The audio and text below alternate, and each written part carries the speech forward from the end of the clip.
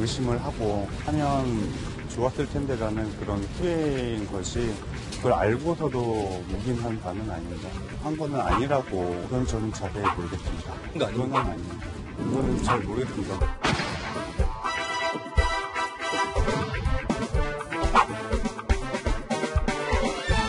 이 당에서는 숫자도 꺼내지 말라고 하니까 그냥 미의 대표라고 하겠습니다. 사실상 지금 검찰 총장 역할을 하고 있습니다.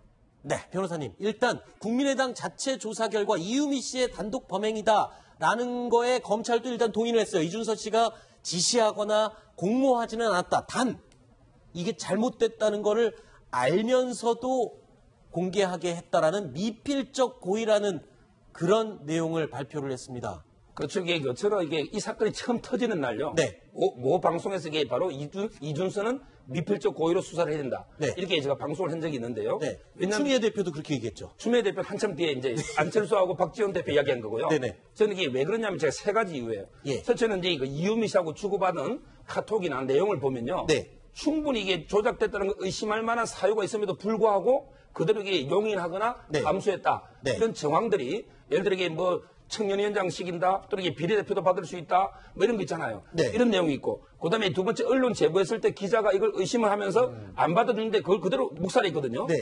또 이게 위에 보고할 때도 위에서도 이게 그 제보자, 신원자를 좀 알려달라니까 보호해야 되기 때문에 못 알려준다. 네. 이런 여러 가지 정황을 봤을 때 제가 보기에 충분히 이준서 최고위원은 조작의 가능성을 인식을 하고 네. 그럼에도 불구하고 이게 선거 승리를 위해서 어쩔 수 없다. 네. 바로 이게 정서적으로 용인해야지. 8년에 이게 용인설이거든요. 미필적 고의에.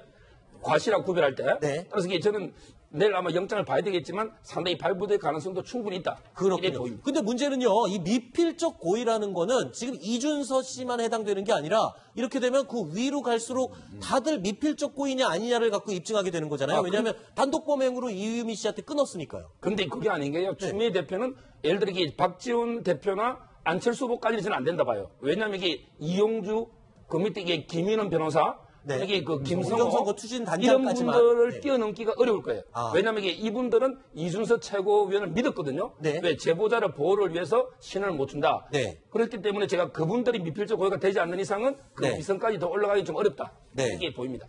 일단 미필적 고의를 법적으로 입증하기는 쉬운가요? 쉽지 않죠. 왜냐하면 고의라는 게 속마음이잖아. 쉽게 그러니까 말씀드리면. 속마음을 어떻게 증명을 근데 하냐? 무슨 영화 마이너리티 리포트 뭐 톰 크루즈는 알잖아요, 속마음. 궁예 관심법도 아니고. 아, 진짜로요. 네. 그러니까 미필적 고의라는 게 어차피 객관적으로 외부에 나타난 여러 가지 사정들을 봤을 때 당신은 이게 잘못된 거라는 거, 위법이라는 것을 알았을 것 같아. 이렇게 검찰이 보고 법원도 그렇게 이제 판단을 하는 거예요. 그런데 이제 이 누구죠? 저 이준서 전 최고위원의 미필적 고의가 있다. 네. 사실 조작인 건 이상한 거 안 거 아니야? 근데 밀어붙인 거 아니야? 라고 보는 포인트가 세 가지가 있는 거예요. 오늘 네. 아침 이제 동아일보도 자세히 보도가 됐는데 그러니까 첫 번째는 카톡. 야, 유미야, 너 가져와봐. 나 청년연장 줄게. 너 그럼 다음에 비례야. 요거 하나. 그 다음에 맨 처음에 카카오톡 받고 기자한테 줬다는 거 아니겠어요? 네. 모 언론사 기자한테. 근데 그 기자가 보고 이거 아닌 것 같은데?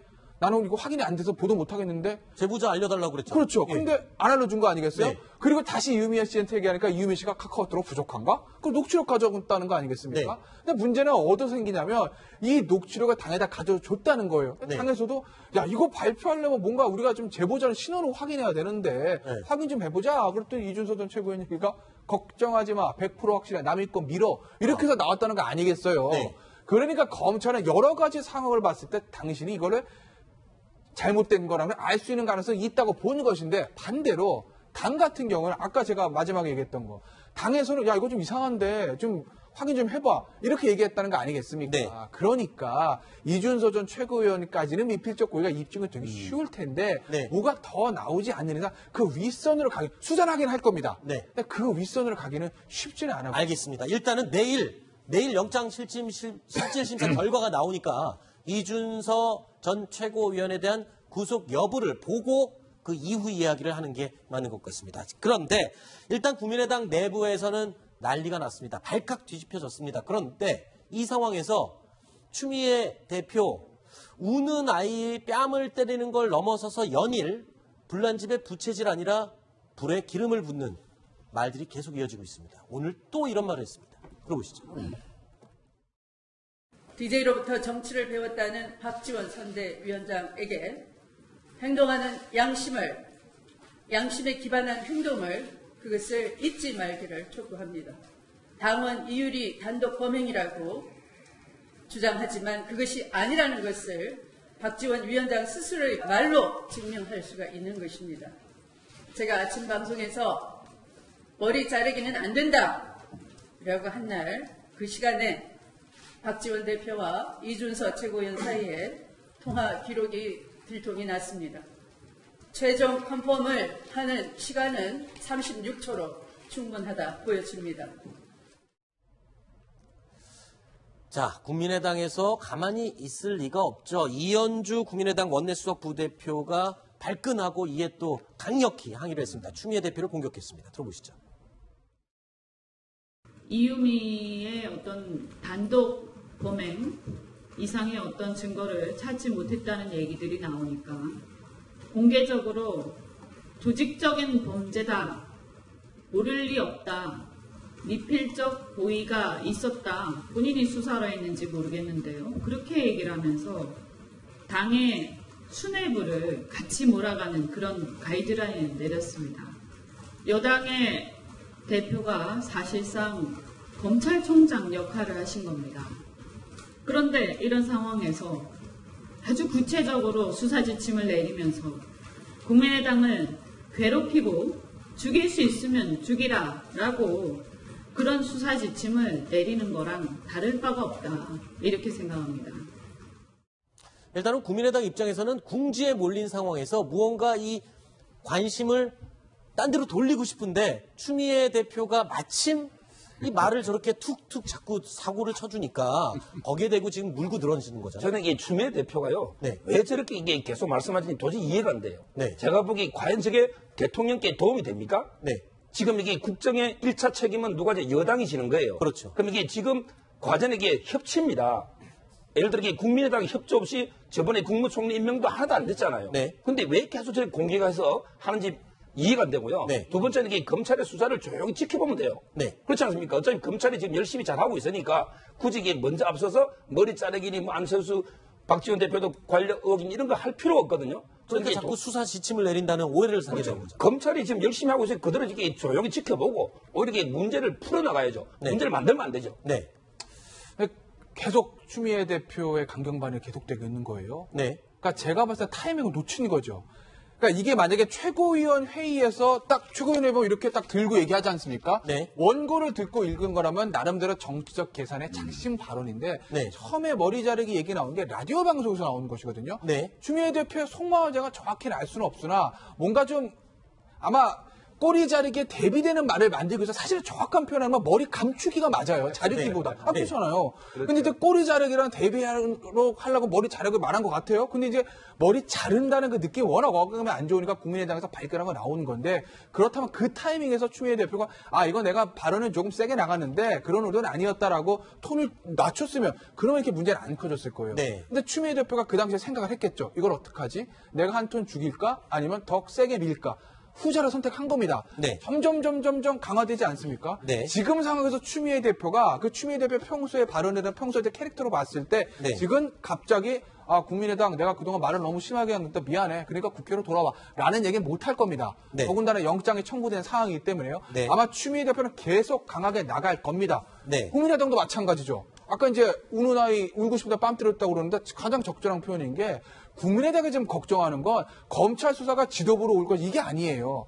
이 상황에서 이 내부가 흔들려서 이탈자가 생기는 거 막는 거 그게 국민의당의 가장 큰 목적이기 때문에 뭐 하나 동력을 삼아서 그렇게 해서 뭉쳐야 내부 단속을 할 수 있습니다. 그런데 추미애 대표의 발언에 딱 걸린 거죠. 그렇기 때문에 양쪽 딱 강하게 충돌할 수밖에 없고 결국 이 대치 상황을 풀 수 있는 사람은 대한민국에 단 한 사람밖에 없다고 봅니다. 네.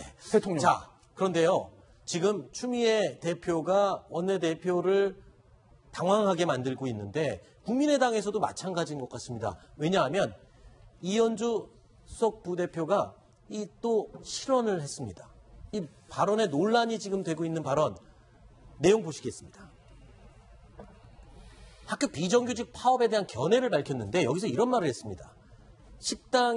학교 식당에서 밥을 만드는 직원들, 비정규직 직원들을 향해서 그냥 급식소에서 밥하는 아줌마들이다. 왜 정규직화돼야 하냐라고 말하면서 이렇게 또 표현을 했습니다.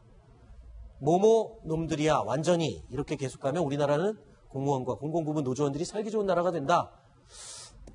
이거 어떻게 해야 될까요? 이게 말실수를 한 건 맞는 것 같습니다. 제가 보기에 그 똑같은 말이라도요. 네. 그래서 이게 논리적이고 차분하고 좀 정제된 이런 게 말로 하는 게 더 설득력이 있다 보이거든요. 네. 저는 이게 뭐 이현주 의원의 말이 아주 틀린 내용은 아니지만 네. 저런 식으로 이게 그 욕설 비슷하게 또 이게 인신공격 비슷하게 하는 거는 상당히 부적절하다 이렇게 보입니다. 네. 이게 정치인들이 굉장히 조심해야 되는 건데요. 이제 꼬리가 몸통 흔드는 전형적인 케이스예요. 네. 화면만 보실까요?